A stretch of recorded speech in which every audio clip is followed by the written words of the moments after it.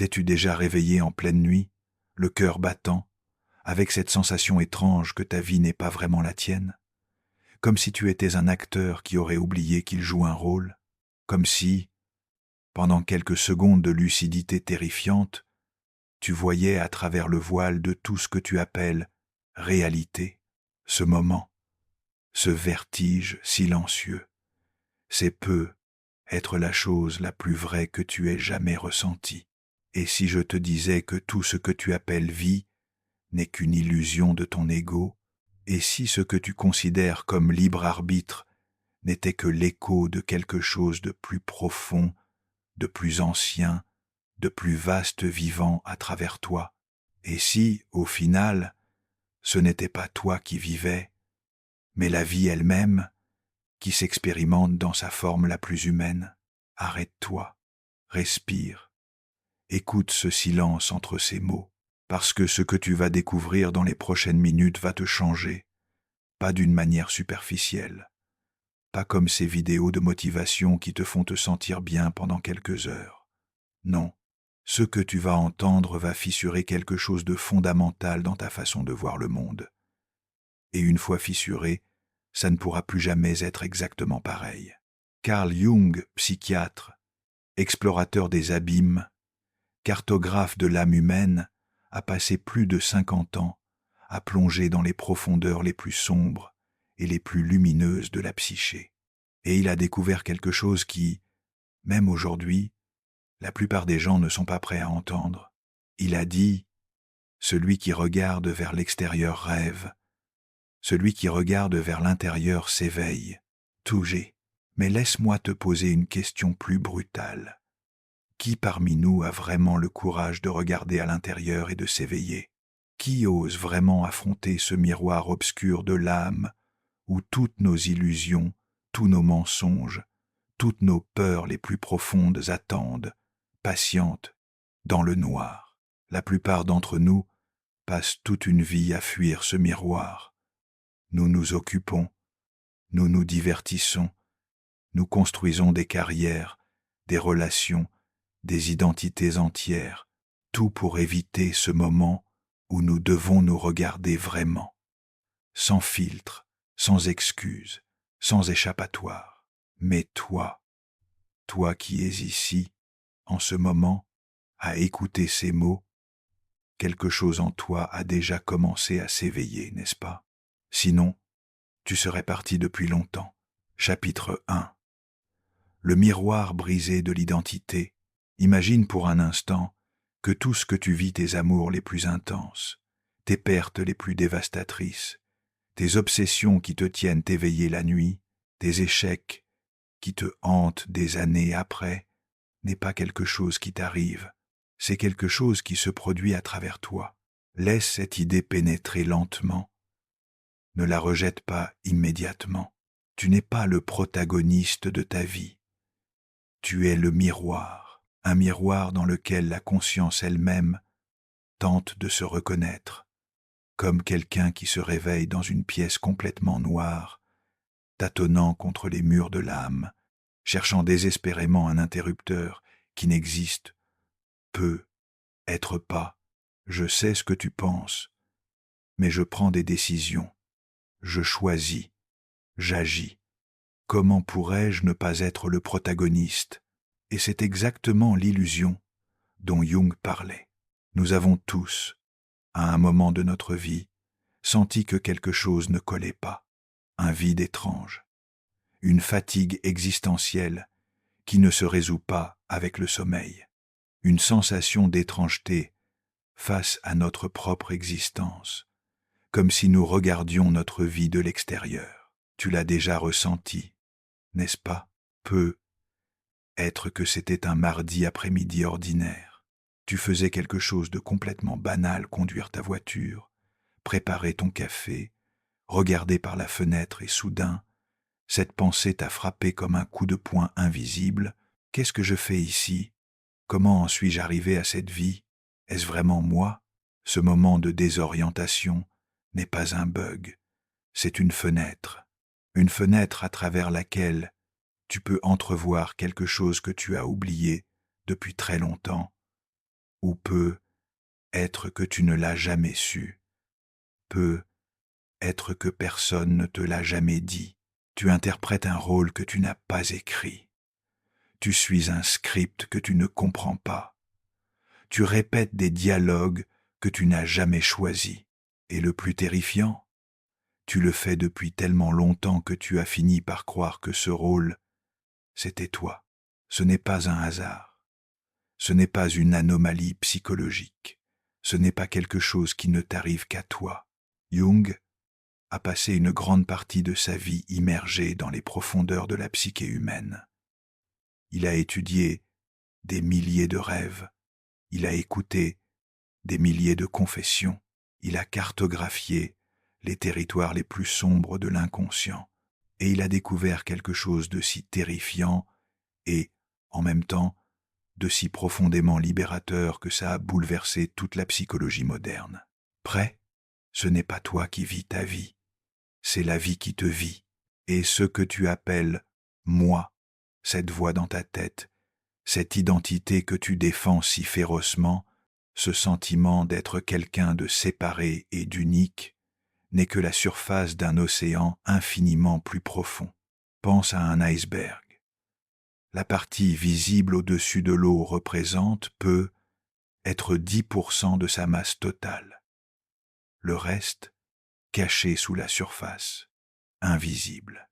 Mais c'est là que se trouve le vrai poids, la vraie substance. Ton ego, ce moi, que tu crois être, c'est la pointe de l'iceberg. Tout le reste, c'est l'inconscient. Et c'est là, dans ces profondeurs invisibles, que se joue véritablement ta vie. La vérité, mon ami qui m'écoute à cette heure, c'est que nous sommes piégés entre deux mondes. Le monde de l'ego, où nous prétendons avoir le contrôle, où nous croyons faire des choix, où nous maintenons l'illusion que nous sommes les auteurs de notre histoire. Et le monde du self, cette totalité mystérieuse qui nous dépasse, où tout ce qui est réel, tout ce qui est important, tout ce qui a du sens, se produit véritablement. Nous vivons à la surface, mais la vie se passe dans les profondeurs. Maintenant, peut être que tu commences à sentir quelque chose bouger en toi, une résistance, une peur, ou peut être une reconnaissance, parce qu'au fond, tu as toujours su, n'est-ce pas? Tu as toujours su que quelque chose d'autre était à l'œuvre, quelque chose de plus grand que tes plans, tes désirs, tes peurs, quelque chose qui te guidait, te poussait, te façonnait même quand tu croyais être aux commandes.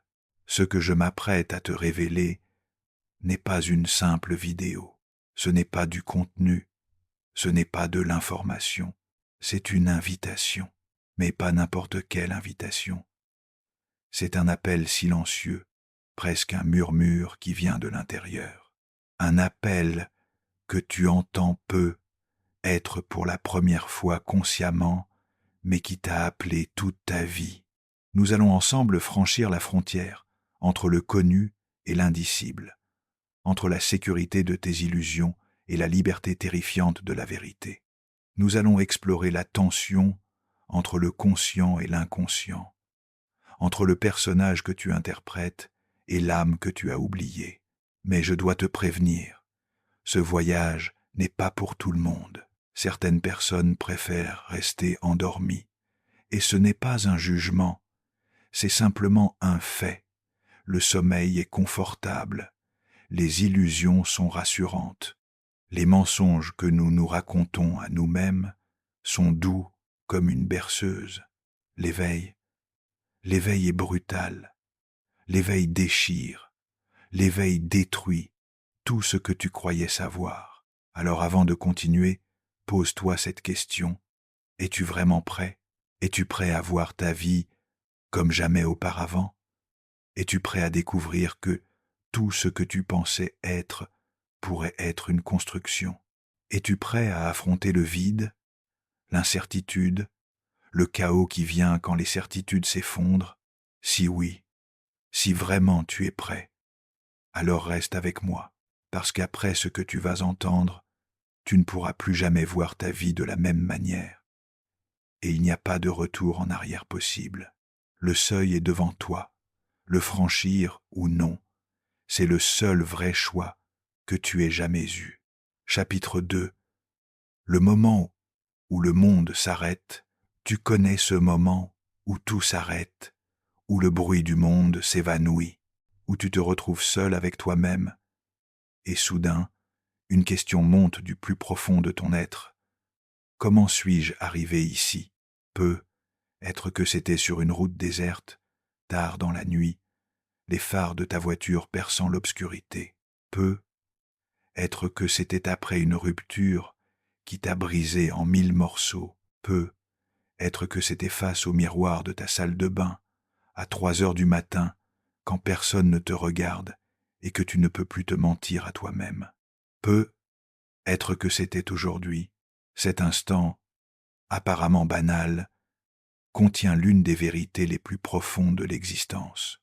Et Carl Jung, après avoir plongé dans l'inconscient de milliers de patients, et surtout après avoir plongé dans le sien propre, est arrivé à une conclusion qui ressemble à un koan zen, à une énigme chuchotée par les murs mêmes de la réalité.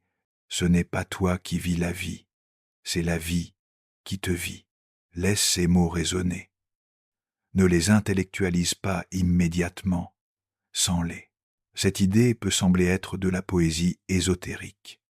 Elle peut sembler abstraite, philosophique, lointaine. Mais Jung ne l'a pas formulée dans le délire mystique. Il ne l'a pas inventée pour avoir l'air profond. Il l'a observée, empiriquement, obsessivement, en cartographiant les patterns de milliers d'âmes humaines. Il aperçut quelque chose que la plupart des gens ne voient jamais. Ce que nous appelons vie n'est pas une séquence aléatoire d'événements dans laquelle nous essayons désespérément de survivre. C'est un processus psychologique extrêmement précis, avec une direction, avec un but, avec une intelligence qui nous dépasse. Et plus encore, un processus dont tu es à la fois la scène et le personnage, à la fois l'acteur et le spectateur, à la fois le rêveur et le rêve. Pense à ça. Depuis le moment où tu es né, ce moment où tu es entré dans ce monde en criant, confus, terrifié, quelque chose s'est mis en marche, quelque chose de bien plus grand que tes désirs, tes peurs ou tes plans les plus minutieux. Tu as été jeté dans cette existence sans manuel, sans instruction, sans même une explication de base sur ce qui se passe ici. Et tout a commencé dans l'inconscient. Un bébé ressent la faim, un bébé ressent la douleur, un bébé ressent l'affection ou son absence déchirante. Mais il ne sait pas encore qui il est. Il n'a pas encore de jeu, pas encore d'ego, pas encore cette voix dans la tête qui dit « moi ». Et c'est là que commence le voyage que Jung appelait le processus d'individuation, le voyage pour transformer l'inconscient en conscience, pour devenir quelqu'un de véritablement éveillé. Mais attention, faisons une pause ici, parce que je dois te dire quelque chose d'extrêmement important. Nous ne parlons pas d'un éveil spirituel de développement personnel bon marché. Nous ne parlons pas de ces vidéos YouTube qui te promettent la paix intérieure en 10 minutes. Nous ne parlons pas de répéter des affirmations positives devant ton miroir. Non, nous parlons d'un éveil brutal, douloureux, viscéral, le genre d'éveil qui déchire, qui brûle, qui reconfigure tout ce que tu croyais être. Parce que pour t'éveiller vraiment, tu dois d'abord mourir. Pas physiquement, mais psychologiquement.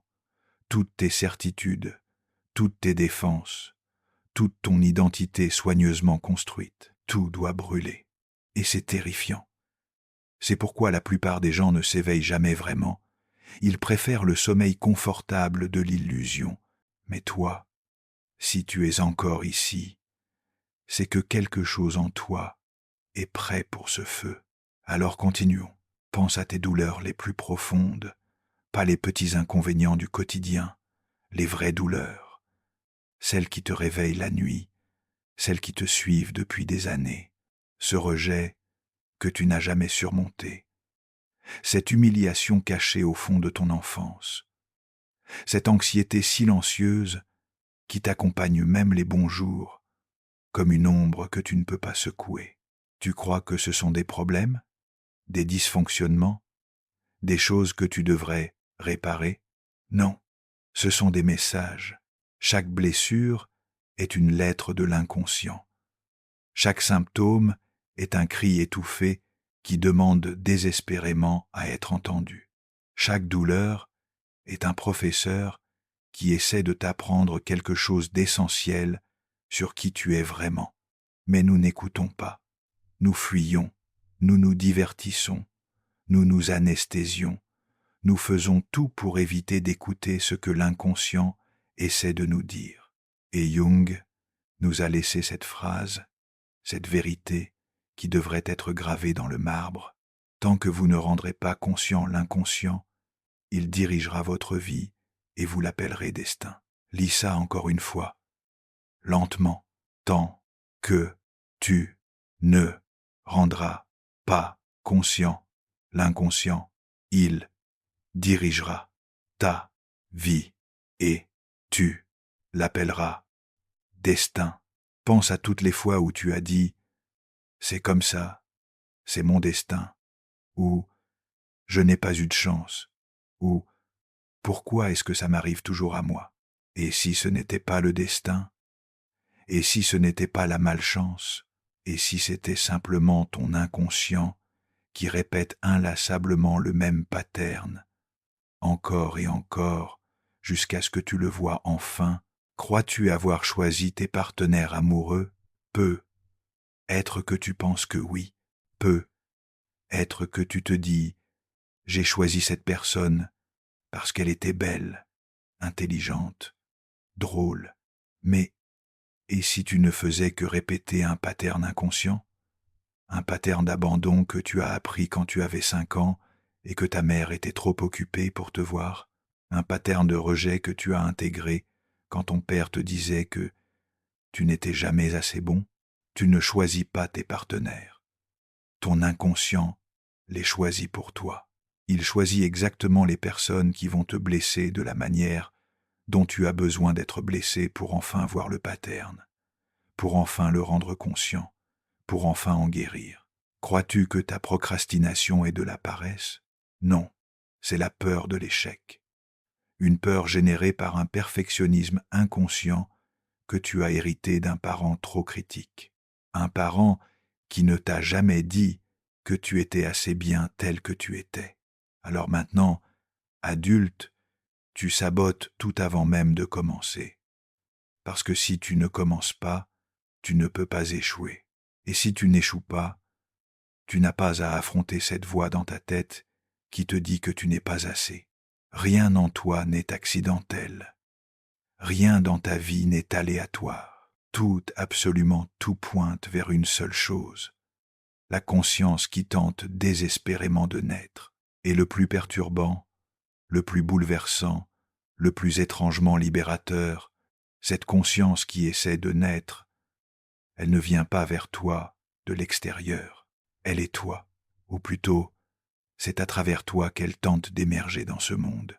Laisse cette idée t'habiter un moment. Tu n'es pas quelqu'un vivant une expérience. Tu es l'expérience que la vie elle-même est en train d'avoir d'elle-même. Tu es la façon dont l'univers se regarde dans un miroir. Tu es la conscience cosmique prenant conscience d'elle-même à travers la fenêtre unique et irremplaçable de ton existence. Pendant la période du livre rouge, cette période de sa vie où Jung a failli perdre la raison, où il a plongé si profondément dans l'inconscient qu'il ne savait plus s'il allait en revenir, il a eu une révélation. Il a compris qu'il n'était pas seulement Carl Jung, pas seulement un psychiatre suisse respectable avec une carrière, une famille, une réputation. Il était le canal par lequel l'inconscient collectif s'exprimait. Il a réalisé que sa vie, ses rêves terrifiants, ses effondrements psychologiques, ses visions mystiques ne lui appartenait pas vraiment. C'était la vie qui expérimentait le monde à travers lui. C'était l'inconscient collectif, cette vaste mer psychique que nous partageons tous, qui se manifestait à travers sa psyché individuelle. Et voici ce qui va peu être te choquer. La même chose vaut pour toi. Ce problème qui insiste pour revenir dans ta vie, encore et encore, peu importe combien de fois tu penses l'avoir résolu, il n'est pas contre toi. C'est toi qui essaies de te reconnaître. Cette perte dévastatrice qui t'a brisé en 1000 morceaux, ce n'est pas une punition. Ce n'est pas l'univers qui te déteste. C'est la conscience qui retire quelque chose à l'ego, quelque chose auquel tu t'accrochais désespérément pour révéler quelque chose de bien plus grand. Le chaos qui t'entoure en ce moment, ce n'est pas le signe que tu as échoué. C'est l'âme qui désordonne délibérément la scène pour que quelque chose de nouveau puisse naître. C'est pourquoi fuir ne sert à rien, absolument à rien. Tu peux changer de pays, tu peux changer de carrière, tu peux changer de partenaire, tu peux refaire ta vie 10 fois, mais où que tu ailles, qui que tu deviennes, quoi que tu fasses, la vie continuera de te trouver, parce qu'elle est à l'intérieur. Elle est toi, tout absolument tout l'amour qui te fait trembler, la peur qui te paralyse, la douleur qui te fait pleurer, la joie qui t'élève, tout sert ce processus mystérieux de rendre visible ce qui était caché. La vie est un miroir sale et confus, et chaque larme que tu verses nettoie un peu ce miroir. Chaque perte que tu traverses enlève un peu de poussière. Chaque révélation, chaque moment de clarté soudaine, chaque « Oh mon Dieu, je comprends maintenant », tout cela polite le miroir, jusqu'à ce qu'un jour, peut-être, après des années de nettoyage, après des années de larmes et de luttes et de pertes et de renaissance, tu te vois vraiment, pas l'image que tu projettes au monde, pas le personnage que tu as construit, pas le rôle que tu joues, mais toi, l'essence, le noyau, ce qui était là avant tout le reste et qui sera là après que tout le reste se sera effondré. Et à cet instant précis, dans ce moment de reconnaissance totale, tu réaliseras quelque chose qui changera tout. Il ne s'est jamais agi de vivre la vie.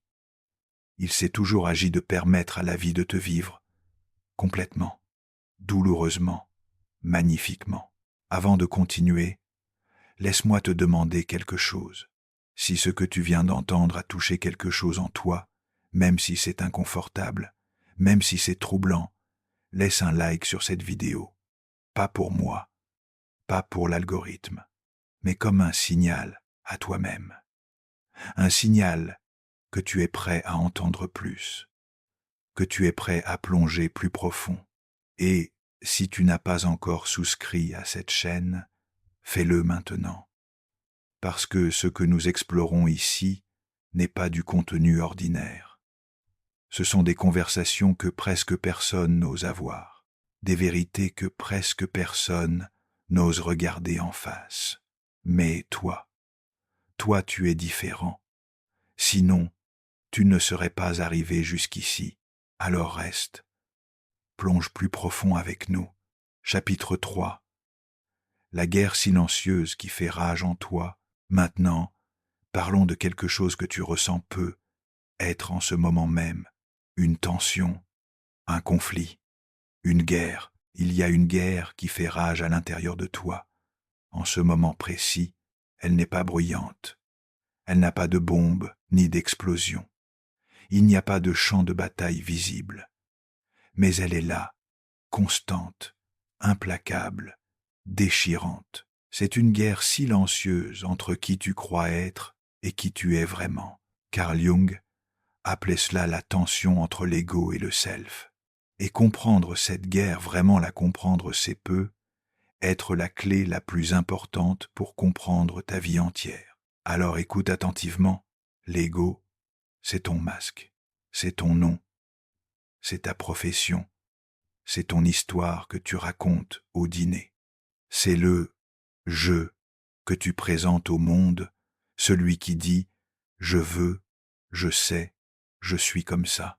L'ego est le gestionnaire de ta vie sociale, le stratège de tes désirs, le protecteur féroce de ton image. L'ego dit « je suis un bon père, je suis un professionnel compétent, je suis quelqu'un de bien ». L'ego a besoin d'être aimé. L'ego a besoin d'être reconnu. L'ego a besoin d'avoir raison. L'ego a besoin de contrôler. Et malgré toute cette pose, malgré toute cette assurance apparente, malgré tous ces efforts pour paraître fort, l'ego est fragile. L'ego est insécure. Et au fond, l'ego a toujours peur d'être démasqué, peur que quelqu'un découvre que tu n'es pas aussi compétent que tu le prétends, peur que quelqu'un voie à travers ton sourire et découvre le vide en dessous, peur que si les gens te connaissaient vraiment, vraiment, ils ne t'aimeraient pas. Alors l'ego construit des murs. Il perfectionne le masque. Il répète la performance. Encore et encore. Mais il y a un problème. Un gros problème. Le self ne joue pas à ce jeu. Le self, le self, c'est quelque chose de complètement différent. Le self, c'est tout. C'est la totalité de ce que tu es. Conscient et inconscient. Lumière et ombre. Tes qualités et tes défauts. Ta grandeur et ta petitesse. Tes rêves et tes cauchemars. Ton humanité et ta divinité. Le self n'a pas besoin de plaire. Il ne cherche pas le confort. Il n'aspire pas à la stabilité. Il ne veut pas que les choses restent comme elles sont.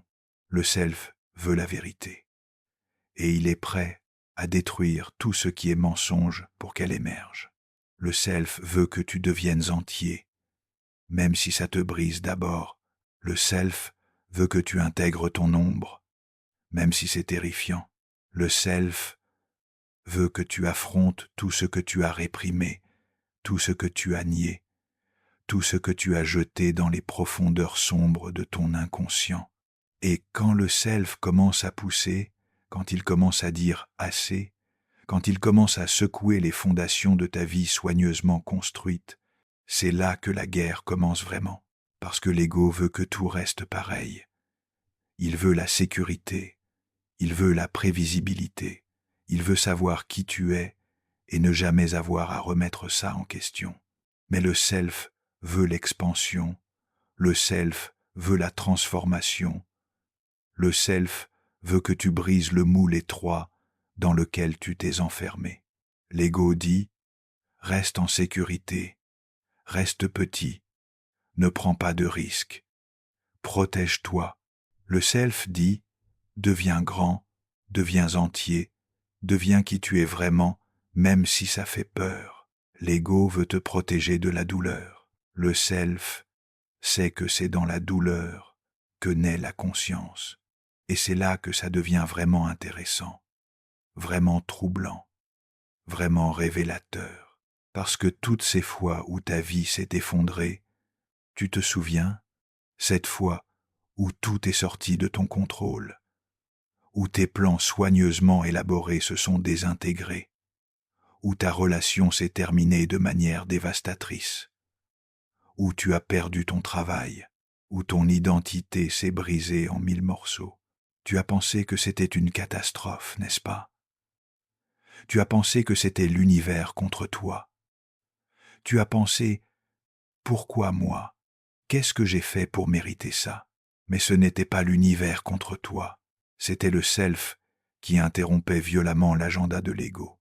Le self qui disait « Le chemin que tu suis n'est pas le tien. Il est trop petit, trop faux, trop étroit pour qui tu es vraiment. Et je vais le détruire pour que tu puisses trouver ton vrai chemin. » Zete, Jung a vu ce pattern chez tous ses patients, sans exception. Il l'a vu chez la femme d'affaires brillante qui a fait une dépression après avoir atteint le sommet de sa carrière et qui s'est rendu compte que tout ce succès était vide. Il l'a vu chez l'homme qui a quitté sa femme et ses enfants à 40 ans parce que quelque chose en lui criait qu'il vivait une vie qui n'était pas la sienne. Il l'a vu chez la femme qui, du jour au lendemain, ne pouvait plus sortir de chez elle à cause d'attaques de panique, son inconscient créant littéralement une prison physique parce qu'elle vivait dans une prison psychologique. Et Jung l'a vécu lui-même, dans sa propre chair, dans sa propre psyché. Il avait tout ce que l'ego voulait, une carrière brillante, une réputation internationale, la reconnaissance de Freud, le père de la psychanalyse, une famille, une position respectée dans la société. Mais son self n'en avait rien à faire de tout ça.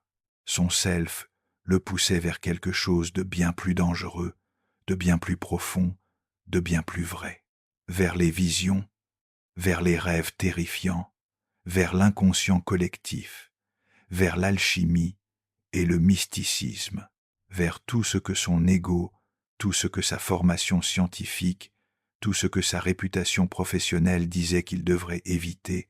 Il a résisté. Mon Dieu, il a résisté. Il a essayé de rester rationnel, respectable, scientifique, et il s'est brisé. Il a presque perdu la raison. Il a passé des années dans ce qu'il appelait lui-même sa confrontation avec l'inconscient, une période de sa vie où il ne savait plus s'il était sain d'esprit, jusqu'à ce qu'il comprenne enfin. La tension entre ego et self n'est pas pathologique. Elle n'est pas un problème à résoudre. Elle n'est pas quelque chose qu'on peut éviter. C'est la vie elle-même qui se déploie. C'est le processus d'individuation en action. C'est la conscience qui naît à travers la destruction de l'illusion. Et peut être qu'en ce moment, quelque chose commence à avoir du sens pour toi aussi.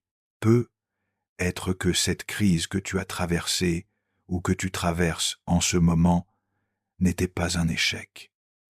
C'était une rupture nécessaire, une mort nécessaire, pour qu'une renaissance puisse avoir lieu. Peut être que ce traumatisme, cette chose terrible qui t'est arrivée, n'était pas juste une tragédie aléatoire.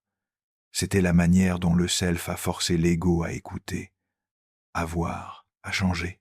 Peut être que cette relation qui t'a déchiré, qui t'a brisé le cœur, qui t'a laissé en larmes sur le sol de ta chambre à 3 heures du matin, n'était pas juste une douleur inutile, c'était un miroir, le miroir le plus clair que tu aies jamais eu, le miroir où tu as vu, pour la première fois vraiment, des parties de toi qui étaient cachées dans l'ombre. La vie ne veut pas que tu gagnes. La vie ne veut pas que tu sois heureux dans le sens superficiel du terme. La vie ne veut pas que tu sois confortable. La vie veut que tu te connaisses. Et cette connaissance, cette vraie connaissance de soi, pas cette fausse connaissance de l'ego qui dit « je me connais », alors qu'il ne connaît que sa propre image, cette connaissance arrive rarement par le plaisir. Elle arrive presque toujours par l'effondrement, par la crise, par la nuit noire de l'âme. Maintenant, tu as un choix. En fait, c'est le seul vrai choix que tu aies jamais eu. Tu peux continuer à suivre l'ego, continuer à chercher la sécurité, continuer à t'accrocher à une identité étroite et confortable, continuer à répéter les patterns familiers, même s'ils te rendent malheureux. Oh, tu peux t'ouvrir au risque terrifiant d'être entier, de te confronter vraiment, de te perdre complètement, pour finalement être, te trouver vraiment. Jung disait, l'ego veut le confort, mais le self veut la croissance. L'ego veut éviter la souffrance, mais le self sait que c'est à travers la souffrance que l'âme se révèle. L'ego veut s'intégrer dans le moule. Le self veut briser le moule et devenir quelque chose de totalement unique. Et c'est dans cette tension que tu es maintenant, en ce moment même, que tu le réalises ou non. Quelque part en toi, ces deux forces sont en train de débattre, de lutter, de se confronter. Et plus tu n'écoutes que l'ego, plus tu ignores le self, plus tu réprimes ses appels. Plus fort, il devra crier. Et parfois, ce cri arrive sous forme de crise de milieu de vie, sous forme de dépression inexplicable, sous forme de perte dévastatrice, sous forme d'angoisse sans nom qui te réveille au milieu de la nuit. Ce n'est pas un dysfonctionnement, ce n'est pas une maladie, ce n'est pas quelque chose qu'il faut simplement réparer avec des médicaments ou une pensée positive. C'est le self qui crie « Réveille-toi, regarde-toi, deviens qui tu es vraiment ». Alors laisse-moi te poser cette question, et j'ai besoin que tu y répondes honnêtement, même si c'est juste dans ton esprit. Que se passerait-il si, au lieu de résister, tu écoutais? Que se passerait-il si, pour la première fois de ta vie, tu permettais au self de dire ce qu'il a besoin de dire? Ça peut faire mal. Non, corrigeons ça. Ça va faire mal. Il n'y a aucun moyen d'éviter la douleur quand tu commences à démanteler les illusions qui ont défini ta vie entière. Mais ça peut aussi te libérer d'une manière que tu ne peux même pas imaginer en ce moment. Parce qu'au final, cette guerre à l'intérieur de toi n'est pas pour te détruire. Elle est pour te mettre au monde, pour faire naître ton vrai toi. Et peut être, juste peut être, il est temps d'arrêter de résister et de laisser la naissance se produire. Chapitre 4. Le mythe invisible qui contrôle ta vie. Maintenant, je vais te révéler quelque chose qui va être te déstabiliser complètement. Quelque chose dont la plupart des gens ne se rendent jamais compte dans toute leur vie. Prêt? Tu vis à l'intérieur d'un mythe et tu ne le sais même pas. Arrête-toi, respire. Laisse cette idée pénétrer. La vie que tu crois vivre, avec toutes ses certitudes, ses drames, ses succès et ses échecs, n'est pas la réalité objective. C'est une histoire, une narrative, un mythe personnel que tu racontes inconsciemment à chaque instant de chaque jour. Et voici le plus troublant. Tu es le personnage principal de cette histoire, mais tu n'es pas l'auteur. Tu n'as jamais choisi cette histoire. Elle t'a été transmise, implantée, programmée dans ton inconscient avant même que tu puisses parler. Carl Jung a découvert quelque chose de profondément troublant et de profondément libérateur. Nous n'expérimentons pas la réalité en soi, nous expérimentons la narrative que nous racontons sur la réalité. Deux personnes peuvent vivre exactement la même situation. L'une sera dévastée, l'autre sera transformée. La situation externe, identique, la narrative interne, complètement différente. Pense à ça, vraiment pense-y. Tu crois que tu réagis à ce qui se passe dans ta vie, mais tu ne réagis pas à ce qui se passe. Tu réagis à l'histoire que tu racontes sur ce qui se passe. Quelqu'un ne répond pas à ton message. Ce sont juste des faits. Mais quelle histoire racontes-tu? Il me déteste. Je suis rejetable. Personne ne m'aime vraiment. C'est une histoire. Il est probablement occupé. Ce n'est pas personnel. C'est une autre histoire. La même situation. Deux histoires complètement différentes. Deux réalités vécues complètement différentes. Et ces histoires, ces mythes personnels, ont été écrits il y a longtemps, très longtemps.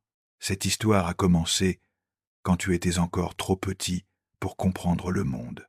Peut être même avant ta naissance, transmise à travers les générations comme un héritage invisible. Elle a été façonnée par les voix que tu as entendues dans ton enfance, par les absences qui t'ont marqué, par les traumatismes que tu as réprimés, par les messages implicites que tu as absorbés avant même de savoir que tu les absorbais. Les garçons ne pleurent pas. Une phrase, un mythe planté. Tu es trop sensible. 3 mots. Une identité formée. Pourquoi tu ne peux pas être comme ton frère? Une comparaison. Une plaie qui ne guérira jamais complètement. Et alors, sans t'en rendre compte, tu as assumé un rôle. Tu es devenu un archétype dans ta propre histoire, le héros solitaire qui doit tout faire seul parce que personne n'est jamais là pour lui, le martyr qui se sacrifie toujours pour les autres, qui ne peut jamais dire non, qui se perd complètement dans les besoins des autres, l'éternel rejeté qui se sent toujours à l'extérieur, qui ne trouve jamais vraiment sa place, qui craint constamment l'abandon, le guerrier qui doit toujours lutter, qui ne peut jamais se reposer, qui doit constamment prouver sa valeur, le sage qui observe mais ne participe jamais vraiment, qui se cache derrière l'intellectualisation pour éviter de ressentir. Et le pire, le plus insidieux, tu as fini par croire que ce rôle, c'était toi. Tu as fini par croire que ce personnage, que tu joues ce personnage, que l'inconscient a créé comme mécanisme de survie, est ton identité véritable. Jung appelait cela le mythe personnel inconscient. Et il disait que la vraie transformation, la vraie libération, commence seulement quand tu découvres quelle histoire est en train de te vivre, quand tu vois le mythe pour ce qu'il est, pas la vérité, mais une narrative. Laisse-moi te raconter quelque chose. Une histoire vraie d'une patiente de Jung. Elle venait le voir, session après session, en répétant la même plainte. Tous les hommes m'abandonnent. Mon père m'a abandonné. Mon premier mari m'a abandonné. Mon deuxième mari m'a abandonné. Tous mes petits amis finissent par partir. Elle racontait cette histoire comme si c'était son destin, comme si elle était maudite, comme si l'univers avait décidé qu'elle serait éternellement abandonnée. Et Jung a écouté. Il a écouté attentivement. Il a regardé le pattern. Et il a vu quelque chose qu'elle ne voyait pas. Elle ne vivait pas une série d'abandons. Elle vivait un mythe d'abandon. Elle choisissait inconsciemment des hommes émotionnellement indisponibles. Elle rejetait les hommes qui étaient vraiment disponibles parce qu'ils ne correspondaient pas à sa narrative. Elle interprétait toute distance normale dans une relation comme un abandon imminent. Et elle créait des situations par ses comportements, ses réactions, ses peurs qui finissaient par pousser les gens à partir. Puis elle disait « Tu vois, j'avais raison, tout le monde m'abandonne. » Le mythe se confirmait lui-même. Encore et encore, ce n'était pas son destin, c'était son histoire. Et elle la rejouait inconsciemment, compulsivement, jusqu'à ce que Jung lui montre le script invisible. Et quand elle l'a vu, quand elle a vraiment vu l'histoire qu'elle racontait quelque chose de profond à changer, parce que tu ne peux changer une narrative que quand elle cesse d'être invisible. Tant qu'elle reste dans l'inconscient, tant que tu ne vois pas que c'est une histoire que tu racontes, elle te contrôle absolument. Mais une fois que tu la vois, une fois que tu réalises, oh, c'est juste une histoire, ce n'est pas la vérité absolue, c'est une interprétation, c'est un mythe. À ce moment-là, tout devient possible. Alors maintenant, je dois te poser ces questions. Et elles vont être inconfortables. Mais reste avec moi. Quelle est ton histoire? Quel est le mythe invisible qui contrôle ta vie? Es-tu le héros tragique qui ne peut jamais gagner? L'éternel outsider qui ne trouve jamais sa place? Le sauveur qui doit toujours sauver tout le monde? La victime de circonstances injustes? Le guerrier qui doit toujours lutter? Quels sont les personnages qui se répètent dans ta vie? Regarde tes relations, vraiment regarde-les. Tu vas commencer à voir des patterns. Les mêmes types de personnes, les mêmes types de conflits, les mêmes types de fins. Ce n'est pas un hasard. Ce sont des archétypes dans ton mythe personnel.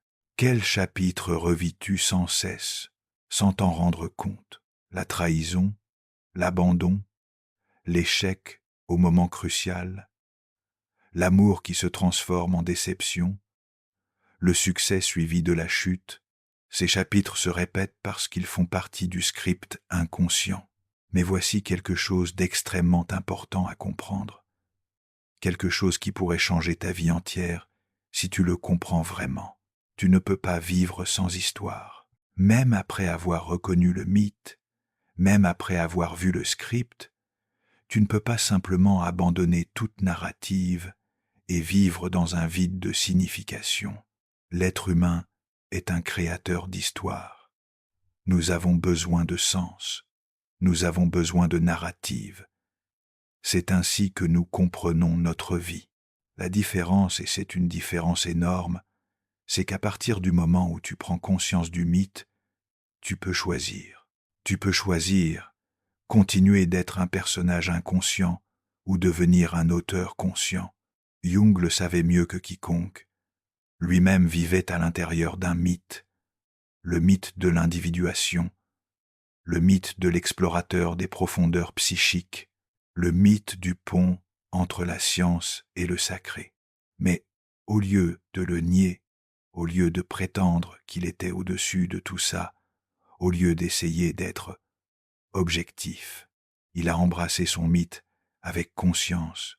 Il a dit « Oui, c'est l'histoire dans laquelle je vis, c'est le rôle que je joue, mais je le joue consciemment.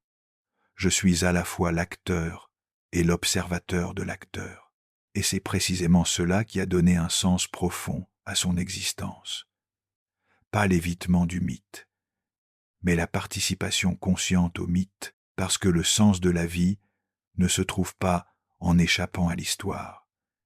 Il se trouve en participant à l'histoire avec lucidité, en connaissant le rôle que tu joues, en voyant le script pendant que tu le joues, en étant pleinement présent dans ta narrative, tout en sachant que c'est une narrative. C'est ça, la vraie liberté. Pas l'absence d'histoire, mais la conscience de l'histoire. Alors je te le redemande, plus directement cette fois, quel est le mythe qui te vit en ce moment? Quels sont les personnages récurrents dans ton histoire? Quel chapitre es-tu en train de revivre pour la 10e, la 20e, la 100e fois? Et voici la question la plus importante de toutes. Es-tu prêt à voir le script? Es-tu prêt à devenir l'auteur au lieu de simplement être le personnage? Parce qu'une fois que tu vois le script, tu ne peux plus prétendre ne pas le voir. Une fois que tu comprends le mythe, tu ne peux plus te cacher derrière l'innocence de l'ignorance. À ce moment-là, tu dois choisir, consciemment, continuer à jouer le même rôle, sachant que c'est ce que tu fais, ou réécrire l'histoire. Non pas en effaçant le passé, tu ne peux pas faire ça, mais en le comprenant, en l'intégrant, en créant un nouveau chapitre qui honore d'où tu viens tout en te permettant d'aller quelque part de nouveau. Une fin différente. Une où tu n'es plus prisonnier de la narrative, mais le narrateur, conscient de ta propre vie. C'est possible, c'est difficile, ça demande du courage, mais c'est possible, et peut être que ce moment-là maintenant est le moment où tu commences. Je sens que tu commences à voir quelque chose dans ton propre mythe, quelque chose dans ta propre histoire. C'est inconfortable, n'est-ce pas? C'est déstabilisant, mais c'est aussi libérateur d'une certaine façon. Si ce que tu viens d'entendre résonne en toi, si tu commences à voir les patterns dans ta propre vie, commente ci-dessous. Dis-moi, quel est le mythe que tu vis? Quelle est l'histoire que tu te racontes sans même le savoir? Tu n'as pas besoin de tout révéler. Tu peux être aussi vague que tu veux, mais l'acte d'écrire, l'acte de mettre des mots sur ce que tu commences à voir, ça change quelque chose. Ça rend le mythe visible. Et une fois qu'il est visible, il perd un peu de son pouvoir sur toi. Alors écris. Même juste un mot, même juste une phrase. Fais-le pour toi, pas pour moi, pour toi. Chapitre 5. L'ombre, ce que tu refuses de voir. Maintenant, nous devons parler de quelque chose de très sombre. quelque chose dont presque personne ne veut parler, quelque chose que la plupart des gens passent leur vie entière à éviter. Nous devons parler de l'ombre. En toi, là maintenant, il y a une partie de toi que tu refuses de voir, une partie que tu as enterrée il y a longtemps, une partie que tu nies, que tu réprimes, que tu projettes sur les autres. Jung appelait cette partie l'ombre, et il disait quelque chose de profondément dérangeant. Jusqu'à ce que vous rendiez l'inconscient conscient, l'ombre dirigera votre vie et vous l'appellerez destin. Ah, attends, on a déjà entendu ça, non? Oui, parce que l'ombre EST, l'inconscient. Ou plutôt, c'est la partie de l'inconscient qui contient tout ce que tu as rejeté de ton identité consciente. Alors qu'est-ce que l'ombre exactement? L'ombre, c'est tout ce que tu n'es pas censé être. Quand tu étais enfant, tu étais sauvage, complet, non édité. Tu ressentais tout, la colère, la joie, la jalousie, l'affection, la rage, la peur sans filtre. Mais très vite, le monde t'a appris. Non, tu ne peux pas être comme ça. C'est inacceptable. Tes parents t'ont dit, les gentils garçons ne se mettent pas en colère. La société t'a dit, les femmes doivent être douces et accommodantes. Ton école t'a dit, ne sois pas trop différent. Ne te démarque pas trop. Tes amis t'ont dit, si tu veux faire partie du groupe, tu dois être comme nous. Et alors, pour survivre, pour être aimé, pour être accepté, tu as commencé à te diviser. Tu as dit, ok, cette partie de moi, ma sensibilité, ma colère, mon égoïsme naturel, ma sexualité, mon agressivité, mon désir d'attention est inacceptable. Je vais la cacher, je vais la réprimer, je vais prétendre qu'elle n'existe pas. Tu as créé un personnage, l'ego, la persona qui est acceptable, bon, convenable, aimable. Et tout le reste, tu l'as jeté dans l'ombre, dans les profondeurs sombres de ton inconscient où tu ne regardes jamais. Le problème, et c'est un énorme problème, c'est que ce que tu jettes dans l'ombre ne disparaît pas, ça ne s'évapore pas, ça ne se dissout pas, ça reste là, dans le noir, grandissant, se renforçant, attendant une opportunité pour émerger. Et ça émerge. Oh oui, ça émerge, de manière que tu ne reconnais jamais comme venant de toi. L'ombre émerge dans tes projections. Tu détestes quelqu'un, tu es irrité par quelqu'un, tu juges quelqu'un durement. Pose-toi cette question. Qu'est-ce que cette personne reflète en toi que tu refuses de voir? Si tu es furieux contre quelqu'un qui est égoïste, peut être que tu réprimes ton propre égoïsme sain. Si tu es dégoûté par quelqu'un qui est trop émotionnel, peut être que tu réprimes tes propres émotions. Si tu méprises quelqu'un qui recherche l'attention, peut être que tu nies ton propre besoin d'être vu. Jung disait, tout ce qui nous irrite chez les autres peut nous aider à nous comprendre nous-mêmes. Les autres sont des miroirs. Et ce que tu détestes le plus intensément chez eux, c'est souvent exactement ce que tu as le plus profondément réprimé en toi. L'ombre émerge dans tes lapsus, ces moments où tu dis quelque chose que tu ne voulais pas dire, où tu agis d'une manière qui ne te ressemble pas, où tu penses « Pourquoi ai-je fait ça? Ce n'est pas moi. Si, c'est toi. » C'est l'ombre qui a momentanément pris le contrôle. L'ombre émerge dans tes rêves. Ces rêves terrifiants, où tu es poursuivi, où tu es le méchant, où tu fais des choses horribles. Ce ne sont pas juste des rêves aléatoires. C'est l'ombre qui essaie de te montrer ce que tu refuses de voir pendant la journée. L'ombre émerge dans tes compulsions et tes addictions, cette chose que tu ne peux pas arrêter de faire, même si tu sais que c'est mauvais pour toi. C'est souvent l'ombre qui s'exprime. l'énergie réprimée qui trouve un exutoire destructeur parce que tu ne lui as jamais donné d'exutoire constructif. Maintenant, voici quelque chose de vraiment important à comprendre, quelque chose que beaucoup de gens ratent complètement. L'ombre n'est pas seulement négative. Oui, elle contient tout ce que tu considères comme mauvais en toi. Mais elle contient aussi tes potentiels non réalisés, tes dons cachés, ta force réprimée, ta créativité bridée. Peut être que quand tu étais enfant, tu étais créatif et expressif. Mais on t'a dit, arrête de rêvasser, sois pratique, et tu as enfoui ta créativité dans l'ombre. Peut être que tu avais une force naturelle, une capacité à dire non, à établir des limites. Mais on t'a appris à être gentil, à ne pas faire de vagues, et tu as enfoui ta force dans l'ombre. Peut être que tu avais une intuition puissante, une sensibilité profonde, mais on t'a dit d'être rationnel, logique, et tu as enfoui ton intuition dans l'ombre. Dans ton ombre se trouvent non seulement tes démons, mais aussi ton or.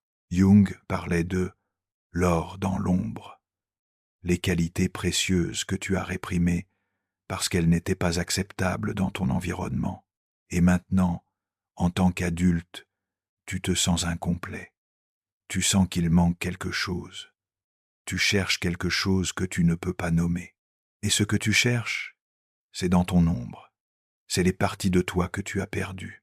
Alors comment travailles-tu avec l'ombre? Comment intègres-tu ce que tu as réprimé? Ce n'est pas facile, ce n'est pas confortable, mais c'est essentiel. Première étape, reconnaître que tu as une ombre. Arrête de prétendre que tu es seulement bon. Arrête de prétendre que tu es seulement lumière. Accepte que tu es humain. Et être humain signifie contenir des contradictions. Tu es capable de gentillesse heurtée de cruauté, d'amour heurté de haine, de générosité heurtée d'égoïsme, de lumière heurtée d'obscurité. Deuxième étape, observe tes projections. Quand tu juges quelqu'un durement, arrête-toi. Demande-toi, qu'est-ce que cette personne reflète en moi que je refuse de voir? C'est inconfortable. Ton ego va résister violemment. Il va dire, non, je ne suis pas comme ça. Cette personne est vraiment mauvaise. Mais insiste. Creuse plus profondément. Troisième étape. Dialogue avec ton ombre. Jung encourageait ses patients à avoir des conversations avec leur ombre, à lui donner une voix, à lui demander « Que veux-tu? Pourquoi es-tu là? Qu'essaies-tu de me dire ?» Ça peut sembler étrange, mais essaie. Écris une lettre à ton ombre. Laisse-la te répondre. Tu seras surpris de ce qui émerge. Quatrième étape. Intègre progressivement. Tu ne peux pas intégrer toute ton ombre d'un coup.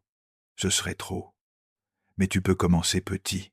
Si tu as réprimé ta colère toute ta vie, commence à exprimer de petites frustrations de manière saine.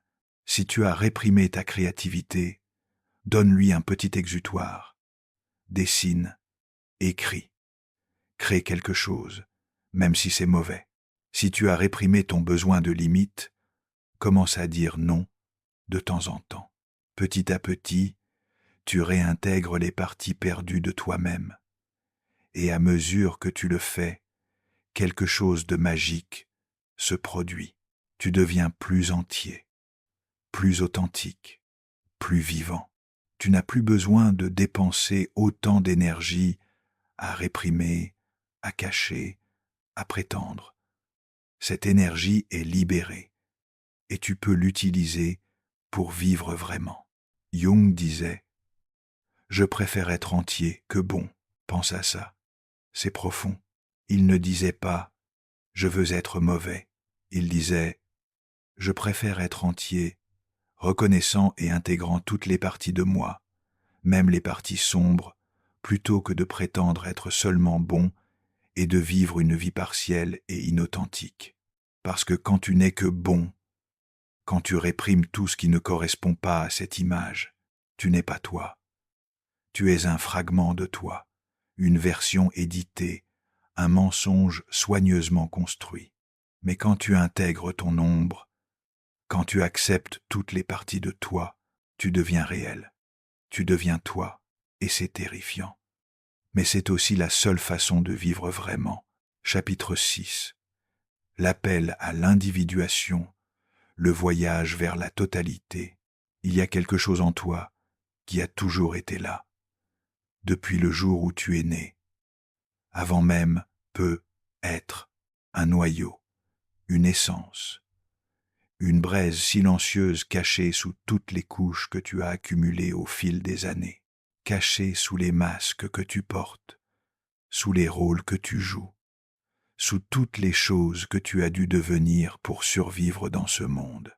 Cette essence, Carl Jung l'appelait le self, pas l'ego, pas le moi que tu présentes au monde, mais le self avec un S majuscule, le centre de ta psyché, la totalité de ce que tu es, ce que tu étais avant que le monde te dise qui tu devais être, et ce que tu seras quand toutes les illusions tomberont. Et Jung disait quelque chose de profond. La vraie vie, la vie authentique, commence seulement quand tu réponds à l'appel de retrouver ce self. Cet appel a un nom que Jung a donné à ce processus mystérieux, difficile, transformateur, l'individuation. Mais attention, parce que ce que la plupart des gens pensent que l'individuation signifie n'est pas du tout ce que c'est vraiment. L'individuation n'est pas devenir une meilleure version de toi-même, dans le sens où le développement personnel bon marché utilise ce terme. Ce n'est pas devenir plus productif, plus discipliné, plus spirituel, plus contrôlé. Non, l'individuation, c'est devenir entier, c'est intégrer la lumièreté, l'ombre, c'est accepter toutes les parties de toi que tu as rejetées, c'est arrêter de lutter contre qui tu es vraiment. C'est avoir le courage de regarder en face tout ce que l'ego a passé, toute une vie à essayer de cacher. Pense à ta vie comme un puzzle. Quand tu es né, toutes les pièces étaient là. Tu étais complet d'une certaine manière. Non développé, oui. Inconscient, oui. Mais complet. Puis la vie est arrivée. Et tu as commencé à perdre des pièces. La pièce de ta vulnérabilité, jetée. Les garçons doivent être forts. La pièce de ta colère, jetée. Les filles bien ne se mettent pas en colère. La pièce de ton égoïsme sain, jetée. Pense d'abord aux autres. La pièce de ta sexualité naturelle, jetée. C'est honteux. La pièce de ton intuition, jetée. Sois rationnel, une à une. Tu as jeté des pièces de toi-même pour devenir acceptable, pour être aimé, pour survivre. Et maintenant, en tant qu'adulte, tu regardes ton puzzle et tu sens qu'il manque quelque chose. Tu sens que tu n'es pas entier. Tu sens qu'il y a des parties de toi qui sont perdues. Et tu as raison. Il y a des parties de toi qui sont perdues. L'individuation, c'est le processus de retrouver ces pièces perdues, de les réintégrer, de redevenir entier. Mais il y a quelque chose que tu dois comprendre. Ce processus ne commence pas parce que tu le décides. Tu ne te réveilles pas un matin et tu dis « Bon, aujourd'hui je vais commencer mon processus d'individuation ». Non, le processus t'appelle, la vie t'appelle, le self t'appelle. Et cet appel arrive souvent sous forme de crise, une crise de milieu de vie où tout ce que tu as construit semble soudain vide de sens. Une dépression qui ne répond à aucun traitement parce qu'elle n'est pas chimique, elle est existentielle. Une perte dévastatrice qui détruit ton identité et te force à te demander « Qui suis-je vraiment sans toutes ces choses auxquelles je m'identifiais ?» Une maladie qui te met face à ta mortalité et te force à confronter la question « Est-ce que j'ai vraiment vécu ?» Jung l'a vécu lui-même. Au sommet de sa carrière, quand il avait tout ce que l'ego pourrait désirer, succès, reconnaissance, sécurité, quelque chose en lui a dit « Non, ce n'est pas assez, ce n'est pas toi », et il a plongé. Il a laissé tout s'effondrer. Il a passé des années dans ce qu'il appelait sa confrontation avec l'inconscient, une période où il a failli perdre complètement la raison. Il avait des visions, il parlait avec des figures intérieures, il peignait, il écrivait, il se laissait emmener dans les profondeurs les plus sombres de sa psyché. Ses collègues pensaient qu'il avait perdu la tête. Sa femme était terrifiée. Lui-même ne savait pas s'il allait s'en sortir. Mais il a compris quelque chose de crucial. Ce n'était pas une maladie mentale. C'était le processus d'individuation. C'était le self qui appelait. Et il devait répondre. Et quand il en est ressorti transformé, reconfiguré, réinventé, il a écrit « Le processus d'individuation n'est pas un processus de perfection, mais un processus de complétude. » Lis ça, encore une fois, lentement, pas perfection, complétude. L'individuation ne te rend pas parfait. Elle te rend entier, elle te rend humain, complètement humain, avec toutes tes contradictions, toutes tes failles, toute ta beauté brisée. Maintenant, comment ce processus se déroule-t-il? Qu'est-ce que ça signifie concrètement de s'individuer? Première étape, la désidentification de la persona. La persona, c'est le masque que tu portes, le rôle social que tu joues. Je suis un médecin, je suis une mère, je suis un artiste, je suis quelqu'un de bien. Ces identités ne sont pas fausses, mais elles ne sont pas toute la vérité. Et souvent, on se perd complètement dans la persona. On devient tellement identifié au rôle qu'on oublie qu'il y a quelqu'un derrière le masque. L'individuation commence quand tu commences à te demander « Qui suis-je en dehors de tous ces rôles ?» Deuxième étape, la confrontation avec l'ombre, on en a déjà parlé. Mais c'est crucial. Tu dois intégrer ce que tu as réprimé. Tu dois accueillir les parties de toi que tu as jetées dans l'obscurité, parce que tu ne peux pas être entier si tu nies la moitié de toi-même. Troisième étape, la rencontre avec l'anima, animus. Jung disait que chaque homme a une dimension féminine inconsciente, l'anima, et chaque femme a une dimension masculine inconsciente, l'animus. Ce sont des ponts vers l'inconscient, des figures intérieures qui peuvent te guider vers une complétude psychologique. Pour un homme, cela signifie intégrer sa sensibilité, son intuition, sa réceptivité des qualités qu'il a peu être réprimées. Pour une femme, cela signifie intégrer son affirmation de soi, sa force, son autonomie des qualités qu'elle a peu être réprimées. Quatrième étape, la réalisation du self, c'est l'étape finale, mais elle n'est jamais vraiment finale. C'est un processus continu, c'est le moment où tu reconnais que tu es bien plus que ton ego. Tu es la totalité, tu es le processus lui-même, tu es la conscience qui se connaît elle-même à travers ta vie unique. Jung utilisait un symbole pour représenter le self, le mandala, un cercle avec un centre, complétude, unité, totalité. Dans toutes les traditions mystiques du monde, tu retrouves ce symbole, parce que c'est un symbole universel de complétude psychologique. Mais voici quelque chose d'important. L'individuation n'est pas linéaire.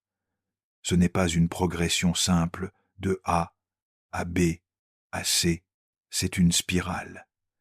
Tu reviens encore et encore au même thème, aux mêmes blessures, aux mêmes questions. Mais chaque fois, tu plonges un peu plus profond, tu vois un peu plus clair, tu intègres un peu plus. Chaque crise t'approfondit, chaque perte te révèle, chaque confrontation avec ton ombre te rend plus entier. Et c'est difficile, mon Dieu, c'est difficile. Il y a des moments où tu vas vouloir abandonner, où tu vas vouloir retourner dans le sommeil confortable de l'illusion, où tu vas penser « c'était plus facile avant quand je ne savais rien de tout ça ». Mais tu ne peux pas revenir en arrière. Une fois que tu as vu, tu ne peux pas faire semblant de ne pas avoir vu. Jung disait « Il n'y a pas de prise de conscience sans douleur, parce que prendre conscience signifie laisser mourir les illusions, et c'est une mort psychologique réelle. Tout ce que tu croyais être, toutes tes certitudes, toutes tes défenses, toutes tes histoires réconfortantes sur toi-même. Tout doit mourir pour que quelque chose de nouveau puisse naître. C'est pourquoi l'individuation est souvent représentée symboliquement comme une mort et une renaissance. Un voyage aux enfers et un retour. Une descente dans les profondeurs et une remontée transformée. Dans les mythes, c'est le héros qui descend dans le monde souterrain. Dans ta vie, c'est toi qui descends dans ton propre inconscient, dans les parties les plus sombres et les plus effrayantes de toi-même. Et tu en ressors différent, pas meilleur dans le sens moraliste, pas plus spirituel dans le sens New Age, mais plus entier, plus authentique, plus vivant, plus toi. Le monde t'a enseigné à t'adapter, à agir, à contrôler, à devenir quelqu'un d'acceptable. Mais l'individuation te dit « Assez, arrête d'essayer d'être acceptable, deviens toi, vraiment toi, entièrement toi, et voici quelque chose de beau. Quand tu deviens vraiment toi, tu sers le monde d'une manière unique que personne d'autre ne peut servir, parce qu'il n'y a qu'un seul toi. Il n'y a jamais eu quelqu'un exactement comme toi, et il n'y en aura jamais plus. Ta configuration psychologique unique, ton histoire unique, tes blessures uniques, tes dons uniques, tout cela combiné crée quelque chose d'absolument irremplaçable. Mais tu ne peux offrir ce don unique au monde que si tu le trouves d'abord, que si tu deviens toi-même. Et ça demande de l'individuation. Jung a passé sa vie à explorer ce processus. Il l'a vécu, il l'a cartographié, il a aidé des milliers de personnes à le traverser. Et à la fin de sa vie, il a écrit quelque chose de profond dans ses mémoires. La vie m'a paru comme une plante qui vit de son rhizome. Sa vie propre n'est pas visible, elle se cache dans le rhizome. Ce qui est visible au-dessus du sol ne dure qu'un seul été. Puis cela se fane. C'est un phénomène éphémère. Si l'on pense au développement infini de la vie et de sa brièveté, on ne peut qu'être étonné que cet été ait été. Je ne me suis jamais perdu dans les événements de l'existence humaine. Je ne me suis jamais identifié avec eux. Ils vivaient depuis le rhizome, depuis le self, depuis la profondeur, et c'est ce à quoi l'individuation t'invite. À vivre depuis le rhizome, pas seulement depuis la surface, parce qu'au final de compte, l'individuation n'est pas seulement quelque chose que tu fais, ce n'est pas seulement un processus psychologique à traverser. L'individuation, c'est la vie elle-même. La vie ne te demande pas d'être parfait. Elle ne te demande pas d'être spirituel. Elle ne te demande pas d'être bon dans le sens où la morale conventionnelle utilise ce mot. La vie te demande d'être entier et d'être toi. Et maintenant, la vraie question n'est pas « qu'est-ce que l'individuation ?» La vraie question est « es-tu prêt à répondre à l'appel ?» Si tu es arrivé jusqu'ici, quelque chose d'extraordinaire est en train de se passer, pas seulement dans cette vidéo, mais en toi. Le simple fait que tu sois resté, que tu aies écouté, que tu aies ouvert ton esprit à ces idées profondes, c'est déjà une réponse à l'appel. Maintenant, il est temps de faire quelque chose. Il est temps d'ancrer cette compréhension. Abonne-toi à cette chaîne, pas pour me faire plaisir, pas pour l'algorithme, mais parce que cette conversation doit continuer, parce que ce que nous explorons ici est trop important pour être une expérience unique. C'est une conversation continue pour ceux qui sont prêts à se réveiller, pour ceux qui sont fatigués de vivre à la surface, pour ceux qui entendent l'appel du self et qui veulent comprendre ce que cela signifie et commandent ci-dessous. À quel moment de ton processus d'individuation es-tu? Entends-tu l'appel? Le résistes-tu? L'embrasses-tu? Partage ton voyage, même si c'est juste une phrase, parce qu'en le partageant, tu le rends conscient, et en le rendant conscient, tu lui donnes du pouvoir. Chapitre 7. Les archétypes, les patterns éternels qui te vivent. Maintenant, nous devons parler de quelque chose d'absolument fascinant, quelque chose qui va te faire voir l'humanité et toi-même d'une manière complètement nouvelle. Jung a découvert que sous la surface de nos vies individuelles, sous nos histoires personnelles uniques, il existe des patterns universels, des patterns qui se répètent à travers toutes les cultures, toutes les époques, tous les êtres humains qui ont jamais vécu. Il les appelait les archétypes. Et ils ne sont pas juste des concepts abstraits, ils sont des forces vivantes dans ta psyché, des personnages dans le drame de ta vie, des énergies qui te poussent, te façonnent, te motivent souvent sans que tu en sois conscient. Les archétypes sont les acteurs sur la scène de ton inconscient collectif. Alors qu'est-ce qu'un archétype exactement? C'est difficile à définir précisément. Jung lui-même a lutté avec ça. Mais voici la meilleure façon de le comprendre. Un archétype est un pattern inné dans la psyché humaine, une forme sans contenu spécifique. Comme un moule vide qui se remplit différemment selon ta culture, ton époque, ton expérience personnelle. Pense à l'archétype de la mer. Toutes les cultures ont une image de la mer, mais l'expression spécifique change. Dans une culture, c'est la Vierge Marie. Dans une autre, c'est Déméter. Dans une autre, c'est Kali.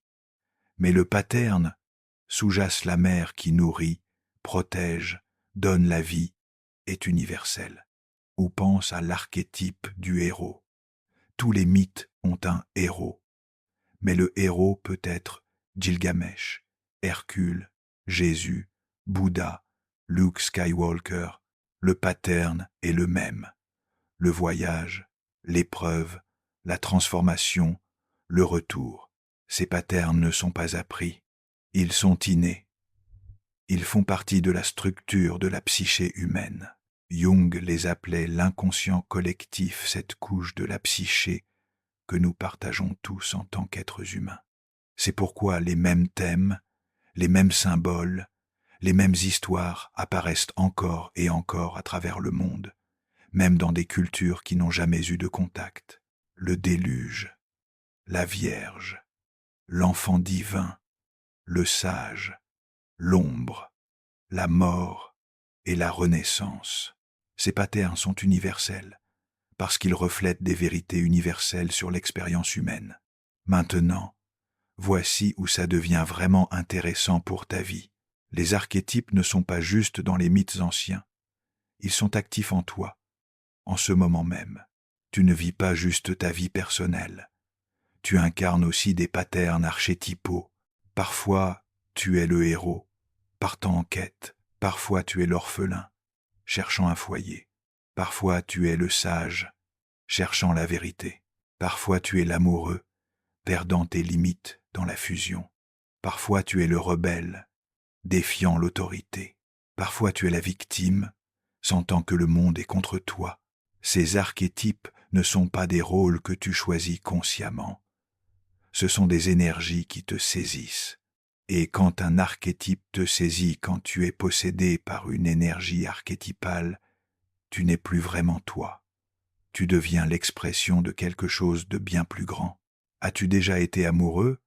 Je veux dire vraiment, follement, complètement amoureux? Si oui, tu sais de quoi je parle. Ce n'était pas juste toi qui aimais, c'était quelque chose à travers toi, une force qui te dépassait. L'archétype de l'amoureux t'avait saisi. Et pendant cette période, tu n'étais plus vraiment rationnel. Tu n'étais plus vraiment toi-même. Tu étais possédé par quelque chose d'ancien et de puissant. Ou pense à un moment où tu étais furieux, vraiment furieux, où la rage te consumait. Ce n'était pas juste ta colère personnelle, c'était l'archétype du guerrier, une énergie destructrice ancienne qui a surgi en toi. Les archétypes sont autonomes, ils ont leur propre vie, leur propre volonté. Jung disait qu'on ne peut pas les contrôler directement, on peut seulement apprendre à danser avec eux, à les reconnaître, à les honorer, à comprendre quand ils nous possèdent et à se libérer de leur emprise quand c'est nécessaire. Maintenant, laisse-moi te présenter quelques archétypes clés que Jung a identifiés. L'ombreux, on en a déjà parlé. C'est tout ce que tu as réprimé. Le côté obscur de ta personnalité, l'anima, animus, la dimension contre-sexuelle. Pour un homme, l'anima est son côté féminin inconscient. Pour une femme, l'animus est son côté masculin inconscient. Le vieux, sage, l'archétype de la sagesse. Le mentor, le guide, Gandalf, Dumbledore, Yoda. C'est l'énergie de la connaissance profonde et du conseil sage. La grande-mère, l'archétype de la mère, nourrissante, protectrice, mais aussi dévorante si elle devient négative. Elle donne la vie, mais elle peut aussi l'étouffer. L'enfant, l'archétype de l'innocence, du jeu, du potentiel pur, mais aussi de la vulnérabilité et de la dépendance. Le héros, l'archétype du courage, de la quête, de la confrontation avec le dragon, de la transformation à travers l'épreuve. Le trickster, l'archétype du farceur, du perturbateur. Il brise les règles, il crée le chaos, mais à travers le chaos, il apporte aussi le changement et la transformation. Le self, l'archétype de la totalité, le mandala, le but du voyage d'individuation. Et il y en a beaucoup, beaucoup d'autres. Jung en a identifié des dizaines, mais voici ce qui est crucial à comprendre. Tu n'es pas censé être un seul archétype. Tu es censé intégrer beaucoup d'archétypes. Le problème arrive quand tu t'identifies trop rigidement à un seul archétype. Si tu es toujours le héros, toujours en train de lutter, de conquérir, de prouver, tu vas t'épuiser et tu vas manquer les autres aspects de la vie. Si tu es toujours le sage, toujours dans ta tête, toujours en train d'analyser, tu vas manquer de vivre vraiment. Tu vas rester spectateur de ta propre vie. Si tu es toujours la mère, toujours en train de prendre soin des autres, tu vas te perdre complètement. Tu vas oublier que tu as aussi des besoins. La santé psychologique consiste à avoir accès à différents archétypes selon ce que la situation demande. Parfois, tu dois être le guerrier et te battre. Parfois, tu dois être l'amoureux et t'abandonner. Parfois, tu dois être le sage et réfléchir profondément. Parfois, tu dois être l'enfant et jouer sans but. La flexibilité archétypale, c'est la maturité psychologique. Maintenant, comment travailles-tu avec les archétypes? Comment deviens-tu conscient de ces forces qui vivent en toi? Première étape, observe ta vie comme une histoire mythique. Quels archétypes se manifestent? Quel rôle joues-tu habituellement? Es-tu toujours le sauveteur, la victime, le rebelle? Deuxième étape, reconnais quand un archétype te possède. Ce sentiment de « je ne suis pas moi-même en ce moment », c'est souvent un signe qu'un archétype t'a saisi. Au lieu de résister aveuglément, reconnais « oh, je suis sous l'emprise de l'archétype du guerrier en ce moment » ou « l'amoureux m'a complètement possédé ». Cette simple reconnaissance crée un espace de conscience. Et dans cet espace, tu retrouves une certaine liberté. Troisième étape, dialogue avec les archétypes. Jung encourageait l'imagination active à avoir des conversations avec ses figures intérieures. Demande au vieux sage en toi De quoi ai-je besoin de savoir? Demande à l'ombre. Que veux-tu de moi? Ça peut sembler étrange. Mais essaie. Les réponses peuvent être profondes. 4e étape. Honore les archétypes sans en être l'esclave. Tu ne peux pas les éliminer. Ils font partie de la structure de la psyché. Mais tu peux apprendre à danser avec eux au lieu d'être emporté par eux. Jung disait quelque chose de beau. Les archétypes sont les dieux et les déesses dans la psyché. Dans les temps anciens, les humains honoraient les dieux à travers des rituels. Aujourd'hui, beaucoup de gens ne font plus de rituels. Et Jung suggérait que c'est un problème, parce que si tu n'honores pas consciemment les archétypes, ils vont t'honorer de manière inconsciente. Ils vont te posséder, te contrôler, te faire agir de manière que tu ne comprends pas. Mais si tu les reconnais, si tu les honores, si tu crées un espace conscient pour eux, tu peux vivre avec eux au lieu d'être vécu par eux. Et c'est là toute la différence entre être inconscient et être conscient, entre être une marionnette des forces archétypales et être un danseur qui co-crée avec elles. Les archétypes ne vont pas partir. Ils sont permanents. Ils font partie de ce que signifie être humain. Mais tu peux choisir ta relation avec eux. Tu peux être leur esclave ou tu peux être leur ami. Chapitre 8. La confrontation avec le sens. Il y a un moment dans la vie de presque tout le monde où la question arrive. La question qui ne peut plus être évitée. La question qui te réveille à 3 heures du matin. Quel est le sens de tout ça? Peut être que tu es au sommet de ta carrière et tu réalises soudain que tout ce succès est vide. Peut être que tu as construit la vie parfaite, la maison, la famille, la stabilité, et tu te sens étrangement mort à l'intérieur. Peut être que tu as perdu quelqu'un que tu aimais, et tu te demandes pourquoi, à quoi bon tout ça? Cette crise de sens peut être la crise la plus profonde qu'un être humain puisse vivre, parce que tu peux survivre à presque n'importe quoi si tu as un sens, si tu comprends le pourquoi. Même la souffrance la plus intense peut être supportée si elle a un sens. Mais vivre sans sens, c'est insupportable.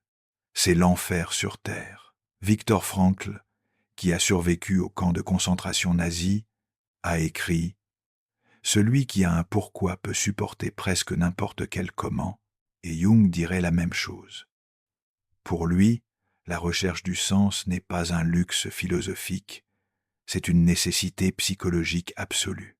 Sans sens, la psyché se désintègre. Elle perd sa cohérence. Elle tombe dans le désespoir, la dépression, parfois même la psychose. Mais voici quelque chose de crucial que Jung comprenait. Le sens ne peut pas être donné de l'extérieur. Il doit être trouvé de l'intérieur. Tu ne peux pas adopter le sens de quelqu'un d'autre et le faire fonctionner pour toi. Tu peux essayer. Beaucoup de gens essaient. Ils adoptent la religion de leurs parents, la philosophie de leur professeur préféré, l'idéologie de leur groupe social. Mais si ce n'est pas vraiment ton sens, si ça ne vient pas de ton centre le plus profond, ça ne tiendra pas. Ça va se fissurer sous la pression de la vie. Le sens doit être découvert, pas adopté. Et comment le découvres-tu? Jung disait que le sens émerge du processus d'individuation lui-même, en devenant entier, en intégrant ton ombre, en répondant à l'appel du self, en vivant ta vérité unique. À travers ce processus, quelque chose de mystérieux se produit. Le sens émerge organiquement, tu ne le penses pas, tu ne le construis pas logiquement. Tu le découvres en vivant pleinement, authentiquement, profondément. Jung a vécu sa propre crise de sens. Après sa rupture avec Freud, il s'est retrouvé dans un vide existentiel terrible. Il avait perdu son mentor, il avait perdu sa direction, il avait perdu son sens. Et il a dit « Je ne comprenais plus rien. J'avais l'impression d'être au milieu d'une mer d'incertitude psychique, mais au lieu de fuir cette incertitude, au lieu de se précipiter vers une nouvelle certitude pour combler le vide, il s'est immergé dans l'incertitude. Il a laissé les images monter de son inconscient. Il les a peintes, il les a dialoguées, il les a vécues. C'est cette période qui a produit le livre rouge, son œuvre la plus mystérieuse et peut être la plus profonde, et à travers ce processus, un nouveau sens a émergé. Pas un sens qu'il a trouvé dans un livre, pas un sens qu'un professeur lui a donné, mais un sens qui est venu de ses propres profondeurs, un sens vivant, organique, réel, et ce sens a guidé le reste de sa vie. Maintenant, tu te demandes être, mais quel est mon sens? Comment je le trouve? Et je vais te dire quelque chose qui va être te frustrer. Je ne peux pas te le dire. Personne ne peut te le dire, parce que ton sens est unique. Il est aussi unique que ton empreinte digitale. Ce qui donne du sens à ta vie ne donnera être aucun sens à la mienne, et vice-versa. Mais voici ce que je peux te dire.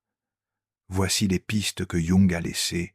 Le sens émerge de l'authenticité.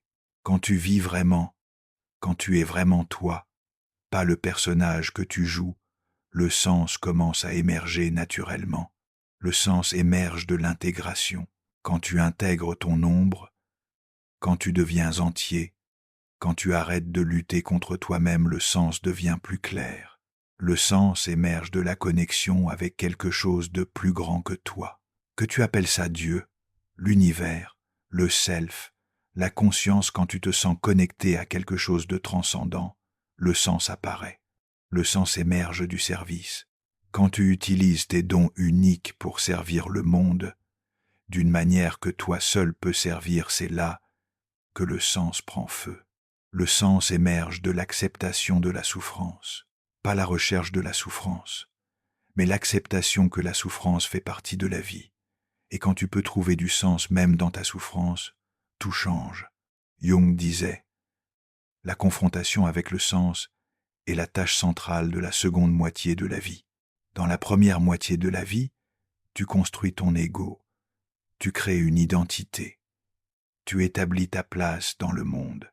Mais dans la seconde moitié, généralement après 35 à 40 ans, mais parfois plus tôt, une nouvelle tâche émerge, la tâche de trouver un sens plus profond, la tâche de se connecter avec le self, la tâche d'individuation, et beaucoup de gens ratent cette transition.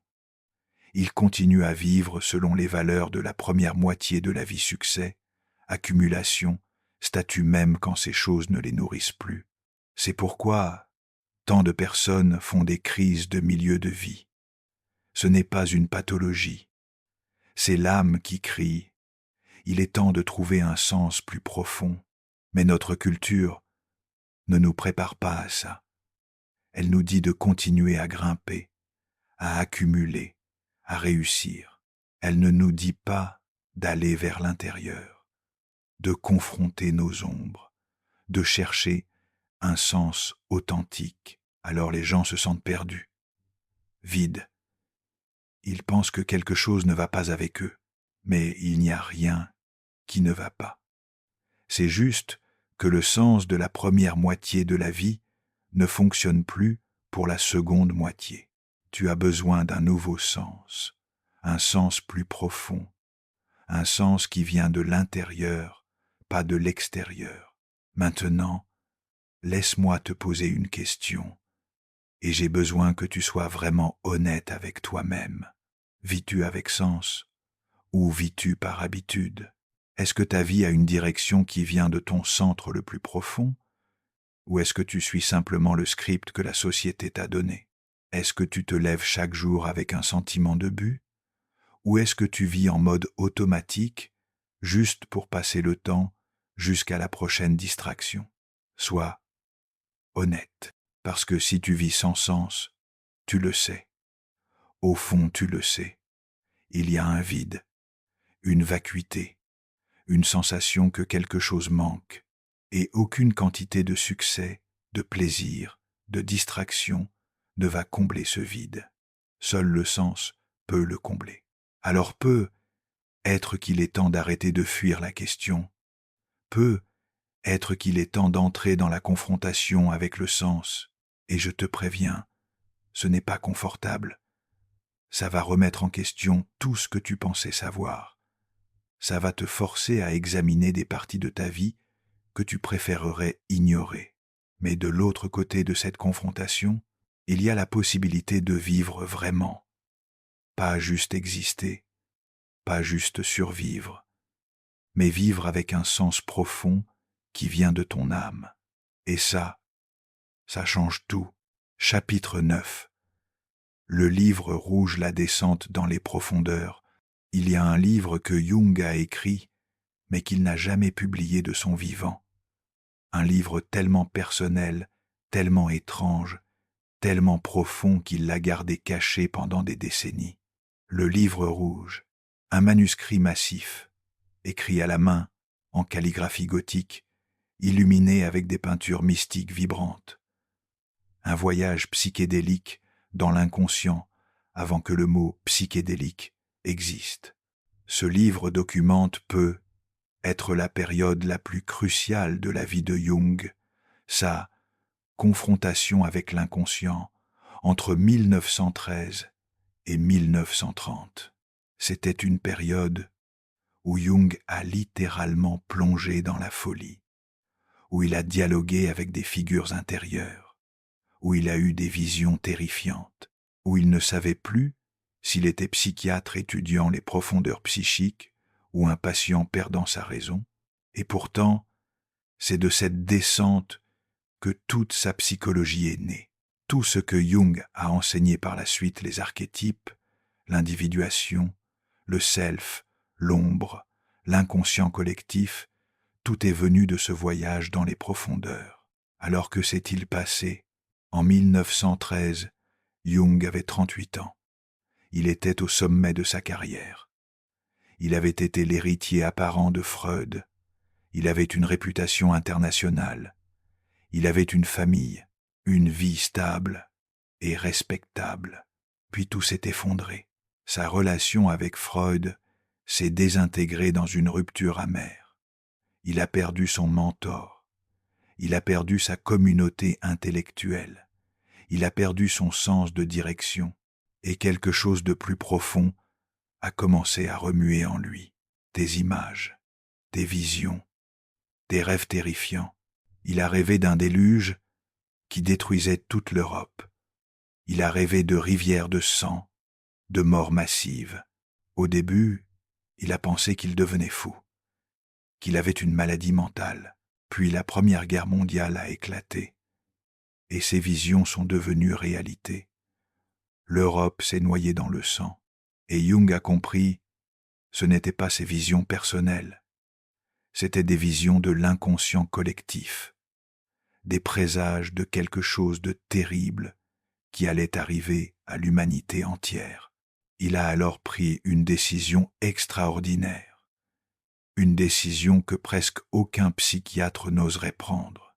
Il a décidé de suivre les visions, de descendre délibérément dans son inconscient, de se soumettre au processus où qu'il mène. Il a commencé ce qu'il appelait imagination active. Chaque jour, il s'asseyait et laissait les images monter de son inconscient. Il ne les contrôlait pas, il ne les analysait pas, il les vivait. Des figures sont apparues, des personnages intérieurs avec leur propre volonté, leur propre voix. Philémon, un vieux sage ailé, qui est devenu son guide principal. Jung a dit que Philémon était plus réel pour lui que sa propre famille. Salomé, une figure féminine aveugle, qui représentait l'héros, la passion, l'intuition. Elijah, le prophète, représentant la sagesse et le logo, l'ombre des figures sombres et menaçantes, représentant tout ce qu'il avait réprimé. Jung dialoguait avec ces figures. Il leur posait des questions. Elles lui répondaient. Elle lui enseignait, et il peignait. Il peignait ses visions dans des détails extraordinaires, des mandalas, des symboles alchimiques, des paysages oniriques. Sa famille était terrifiée. Ses collègues pensaient qu'il avait perdu la tête. Lui-même ne savait pas s'il allait s'en sortir. Il a écrit « Pour comprendre les images fantastiques, j'ai dû plonger dans les profondeurs et faire confiance au processus.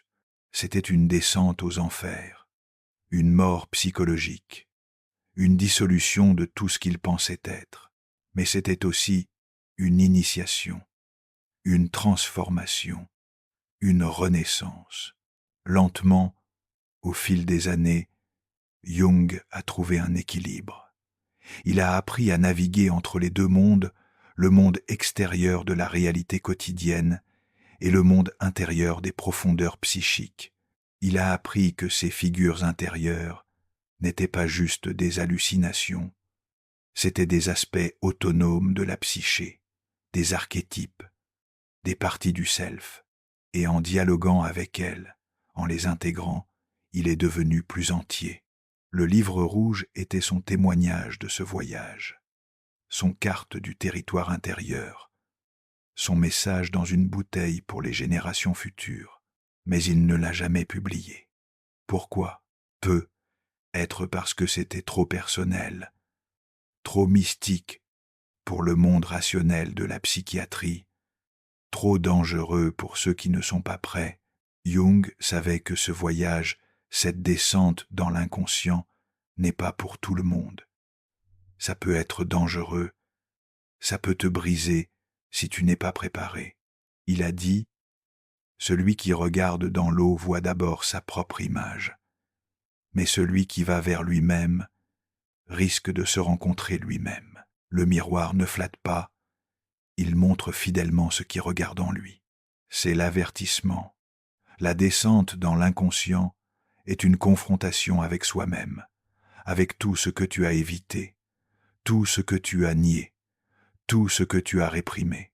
Ce n'est pas un voyage de plaisir, c'est un voyage de vérité. Mais de l'autre côté de ce voyage, il y a quelque chose de précieux au-delà de toute mesure. Il y a le self, il y a la totalité, il y a qui tu es vraiment. Le livre rouge n'a été publié qu'en 2009, presque 50 ans après la mort de Jung. Et quand il est sorti, ça a été une révélation. Les gens ont vu que Jung n'était pas juste un théoricien académique. Il était un mystique, un visionnaire, quelqu'un qui avait vraiment traversé l'abîme et en était revenu avec une sagesse profonde. Et son message est clair. Le chemin vers la totalité passe par les profondeurs. Il n'y a pas de raccourci. Tu ne peux pas penser ton chemin vers l'individuation. Tu ne peux pas l'intellectualiser. Tu dois le vivre. Tu dois descendre. Tu dois confronter ton ombre. Tu dois dialoguer avec ton inconscient. Tu dois te perdre pour te retrouver. C'est terrifiant, c'est déstabilisant, c'est douloureux, mais c'est aussi la seule façon de devenir vraiment toi-même. Maintenant, tu n'as pas besoin de faire exactement ce que Jung a fait. Tu n'as pas besoin de peindre des mandalas ou de dialoguer avec des figures ailées, bien que tu peux, si ça t'appelle. Mais tu as besoin de descendre, d'une manière ou d'une autre.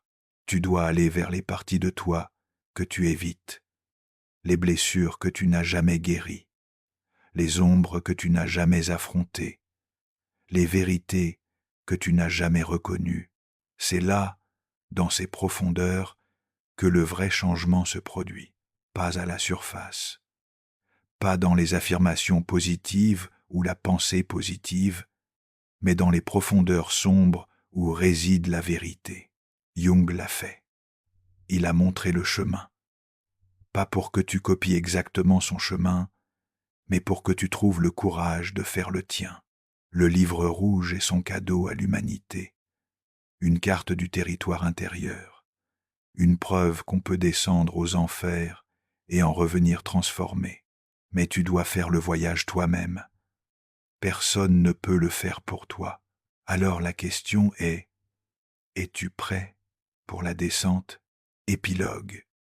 Le miroir obscure ton invitation à l'éveil. Merci. Merci d'être resté avec moi pendant ce voyage. Si tu es arrivé jusqu'ici, jusqu'à ces derniers mots, c'est que quelque chose en toi est vraiment prêt. Prêt pour quoi? Pas pour des réponses faciles, pas pour des solutions rapides, mais prêt pour la vérité, prêt pour la confrontation, prêt pour le voyage vers ta propre totalité. Je veux te dire quelque chose de personnel, quelque chose de vrai. Il y a eu une nuit dans ma vie, je ne l'oublierai jamais, où tout s'est arrêté.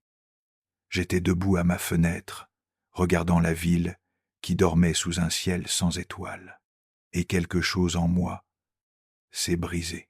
Pas de manière violente, pas de manière dramatique, mais comme une fissure silencieuse dans un mur qui tenait depuis trop longtemps, et à travers cette fissure, j'ai entendu quelque chose. Un murmure, un appel. Ce n'était pas une voix, ce n'était pas des mots, c'était une présence. Quelque chose en moi qui disait « Il est temps d'arrêter de fuir, il est temps de te regarder vraiment. » J'ai eu peur, mon Dieu, j'ai eu peur, parce que je savais ce que cela signifiait. Cela signifiait regarder tout ce que j'avais évité, tout ce que j'avais enfoui, tout ce que j'avais nié. Mais j'ai aussi senti quelque chose d'autre, un soulagement étrange, comme si une partie de moi attendait ce moment depuis toujours. Cette nuit-là, j'ai rencontré mon ombre pour la première fois, vraiment rencontré, pas juste intellectuellement, mais viscéralement, dans mes os, dans mon âme, et c'était libérateur.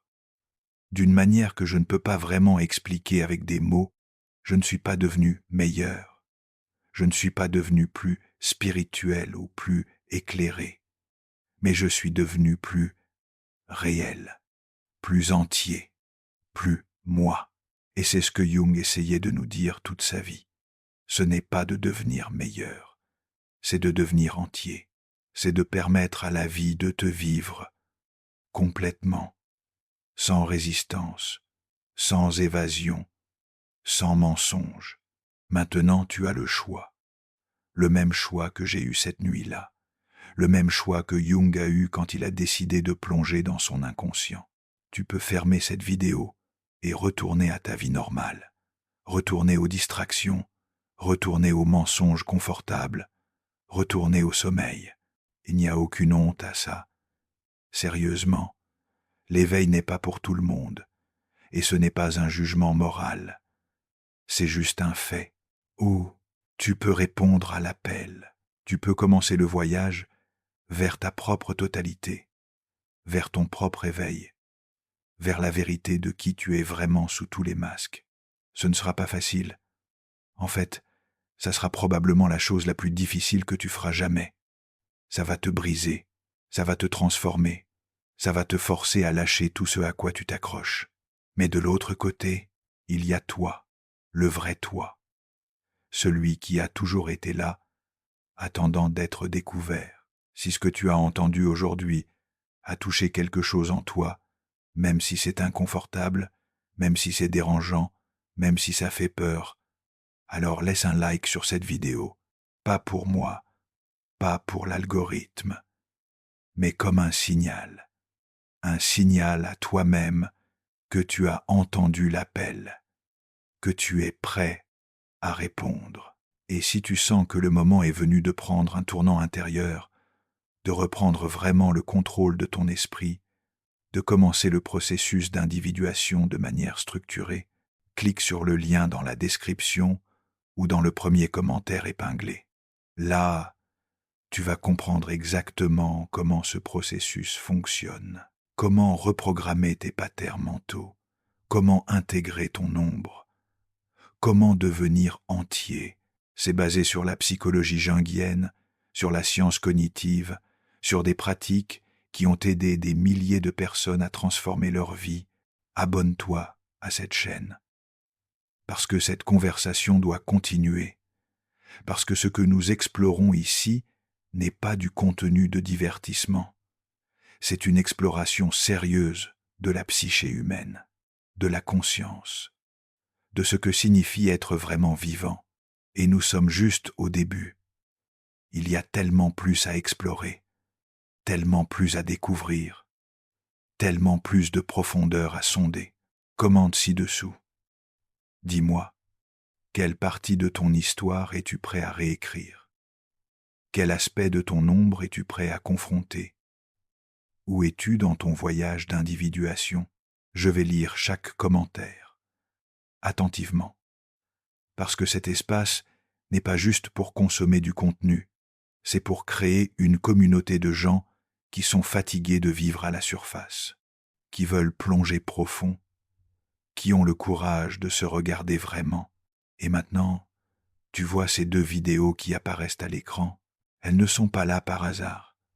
L'une d'elles pourrait être la prochaine pièce du puzzle que tu es en train d'assembler. La prochaine clé qui déverrouille quelque chose en toi. Clique. Regarde. Continue le voyage. Parce que souviens-toi de ça. Tu n'es pas perdu. Même si tu te sens perdu. Même si tu ne sais pas où tu vas. Même si tout semble chaotique et confus, tu n'es pas perdu. Tu es exactement là où la conscience avait besoin que tu sois pour cette prochaine étape de ton éveil. Chaque crise t'a amené ici. Chaque perte t'a préparé pour ce moment. Chaque blessure a été une leçon déguisée. Rien n'était un accident. Rien n'était du gaspillage. Tout servait à quelque chose. Tout amenait vers ce moment de reconnaissance, de réveil, d'éveil. Et maintenant que tu es ici, maintenant que tu as entendu l'appel, il n'y a plus de retour en arrière. Tu peux ralentir, tu peux résister, tu peux procrastiner. Mais tu ne peux pas revenir à l'innocence du sommeil. Une fois que tu as vu à travers le voile, tu ne peux plus prétendre que le voile est la réalité. Alors marche, continue, avance, plonge, descends, remonte, transforme-toi, deviens qui tu es vraiment, pas qui le monde veut que tu sois, pas qui tes parents voulaient que tu sois, pas qui ton ego prétend être, mais qui tu es au niveau le plus profond, au niveau de l'âme, au niveau du self. Cette vie, ta vie, n'est pas un accident, elle n'est pas aléatoire, elle n'est pas sans signification, elle est le processus même par lequel la conscience devient consciente d'elle-même. Tu es un point focal, un lieu où l'univers se regarde lui-même, un miroir où la vie se contemple. Et plus tu deviens conscient, plus tu t'individues, plus tu deviens entier, plus clairement la vie peut se voir à travers toi. C'est ton but, ton destin, ton appel, pas de réussir selon les standards du monde, pas d'accumuler, pas de conquérir, pas d'impressionner, mais de devenir transparent à la transcendance, de devenir un canal, un instrument, un moyen par lequel la conscience s'exprime dans ce monde. Jung l'a fait.